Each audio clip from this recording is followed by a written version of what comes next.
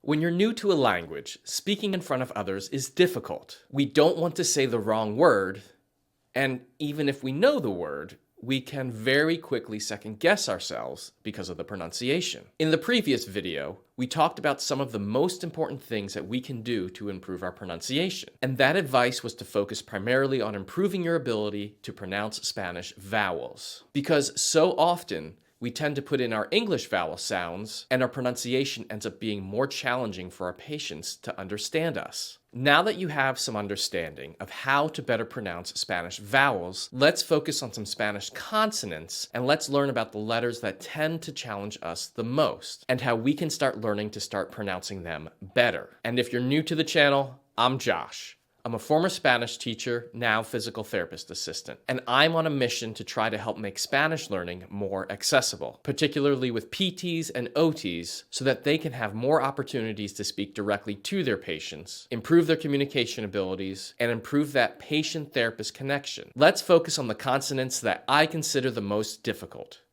In my opinion, these would be C, G, H, double L, Ñ, Q, and the double R. In Spanish, these would be C, G, H, J, double L, Ñ, Q, double R. The letter C in Spanish is pronounced se, and it has two sounds, a hard C sound and a soft C sound. The hard C sound sounds like the letter K, just like in these following examples. Coche, cabeza, cama. For the soft C sound, this is the same sound as an S. Some Spanish words that have this sound are ciudad, cintura, cepillo. Now, there is a rule, and I'm going to give it to you in a moment. But first, I'm going to say something a bit controversial. You don't need to memorize this rule. And actually, I encourage you not to. I think this rule can be very helpful to use in reference. But as you'll quickly learn in this video, many consonants have rules for the way they should sound, and there are countless words you could learn. My advice would be to know that these rules are out there, and I'll even provide a helpful list at the end of this video for you to reference. But if you start learning language primarily as a set of rules, you're going to find your learning to become very hampered and can quickly become overwhelmed. Rather, I encourage you to learn through experience and letting your brain recognize these patterns within words. Language is an art, and we use our creative and expressive side of our brains to express our thoughts through language. So, use these rules as reference, rather than as a metric for every time that you speak. This is not math. There is no test, and you do not need to show your work. And you do not need to justify your pronunciation. We mispronounce words every day in our native languages, and that goes by daily without incident or even memory, except for those unfortunate souls who pronounce something really bad, and it's forever saved on the internet. Kind of like these videos, I guess. But for day-to-day conversation, don't worry about it. If you pronounce a word like cabeza as sabeza, or ciudad as ciudad, you'll get a confused look from the other person. Then you recorrect, you learn from your mistake, and you move on. Anyway, back to C. For the hard C sound, like in the word cabeza, the C sounds like a K if it comes before an A, O, U, or consonant. Its soft C sound occurs if it comes before an E or an I, like in the word cepillo. The letter G in Spanish is called G, and this letter has two sounds, a hard G sound and a soft G sound. Some examples of a hard G are gracias, gafas, and guitarra. Some examples of a soft G are gente, alergia, and gimnasio. The rule is as follows. If the G comes before an E or I, then it is a soft G sound. If it comes before an A, O, or U, then it is a hard sound, like that of gracias. Next up, The letter H. The letter H is pretty easy in theory, but can be tricky in practice. Simply put, the letter H is silent.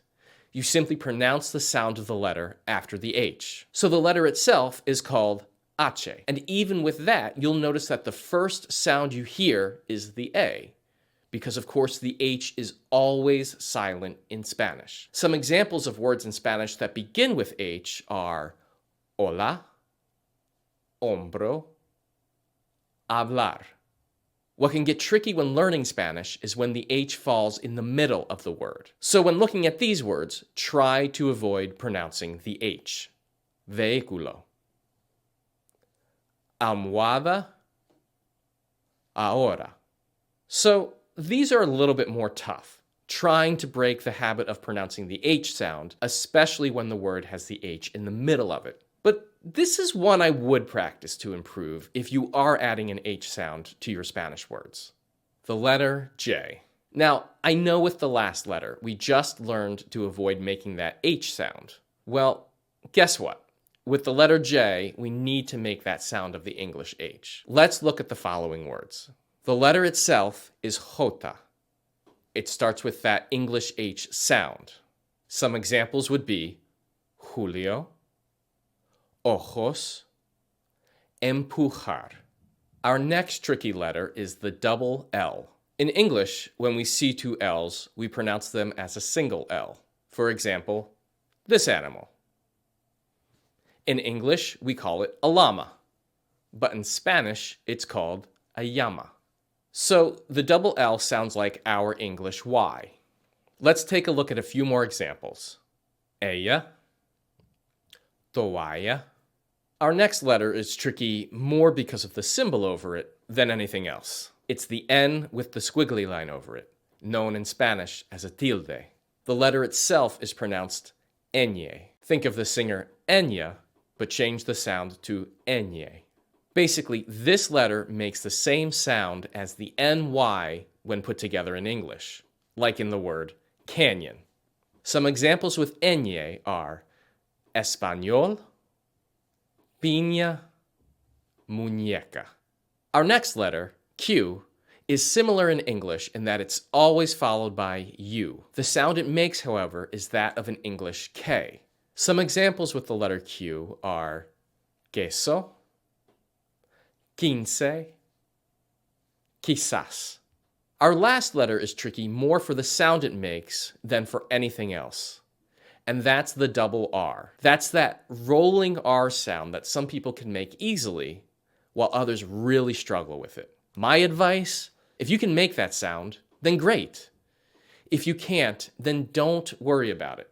You are still understandable even if you can't roll your R's. And I think it's more easy to be understood to just pronounce the double R as a single R, rather than trying to make it into one of those kind of middle ground sounds that almost sound like a growl or something. So you could pronounce the following words, and many others like them, either as cerrar, correr, terrible.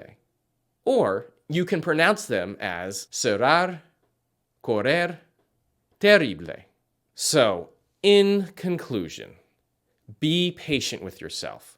Correct pronunciation takes time and patience. In order to be a good speaker, it means first being a good listener.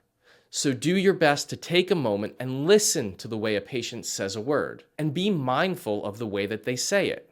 And if you know the word that you want to say, but are unsure of its pronunciation, ask. I myself have found myself in situations where I know the word that I want to say, but I'm doubting how to say it. So I'll use it in the context of a sentence like, Usted necesita subir las escaleras. ¿Sí? ¿Se pronuncia escalera?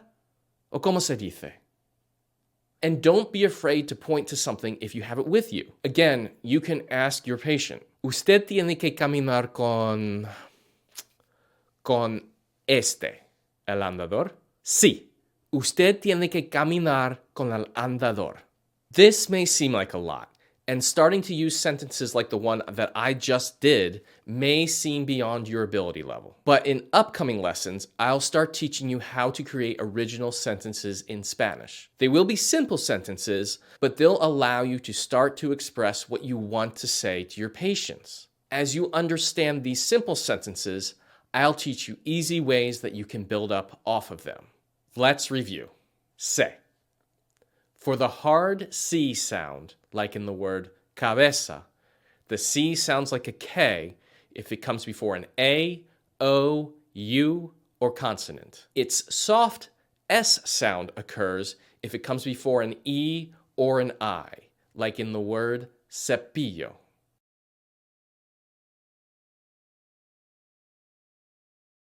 G.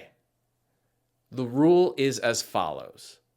If the G comes before an E or I, then it is a soft sound, like in the word gente. If the G comes before an A, O, or U, then it is a hard sound, like that of gracias.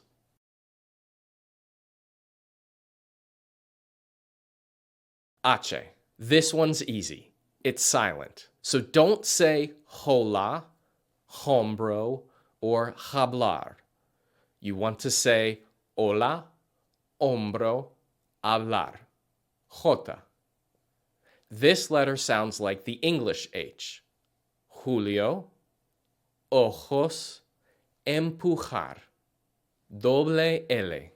This sounds similar to an English Y. Ella, toalla. Ñ. This makes the same sound as the NY in the word canyon. Español, piña, muñeca. Q.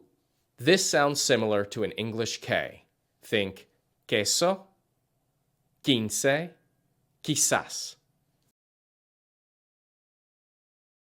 Doble R. This sounds what it looks like. Two R's next to one another. Think cerrar, correr, terrible. But if you can't roll your R's, don't worry about it. You can still say cerrar, correr, terrible. Either is just fine and you will be understood the same. Exciting times, right? Having the opportunity to start speaking in Spanish directly to your patients. We've reviewed vowels and consonants, and soon I'll be teaching you how to create your own simple sentences to allow you to guide and direct your patients through therapy. Let's move forward now from pronunciation towards something you've probably really wanted to learn, and that's clinical vocabulary. I'll see you in the next lesson.